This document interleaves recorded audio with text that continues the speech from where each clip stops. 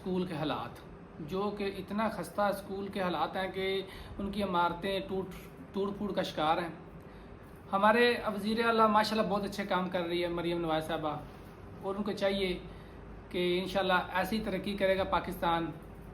और हमारे MPA राना सिकंदर हयात खां जो कि वज़ीर तलीम है, माशाल्लाह अच्छी कारकर्दगी है उनकी भी, लेकिन उनको चाहिए कि हर स्कूल का विज़िट भी करें। तो जो कि मैं अभी ये वीडियो आपको चेक करवाऊंगा, पूरा स्कूल पानी में डूबा हुआ है। ठीक है, हमारे बाज़ार से हमारे स्कूल के जो ग्राउंड है वो इतनी खस्ता है कि देखें पानी से सारी भरी हुई है। तो इनको चाहिए कि हमारे स्कूल के लिए कुछ ना कुछ करें। ये मैं अभी आपको सारी वीडियो चेक करवाने जा रहा हूँ, इंशाल्लाह आप देखेंगे तो आप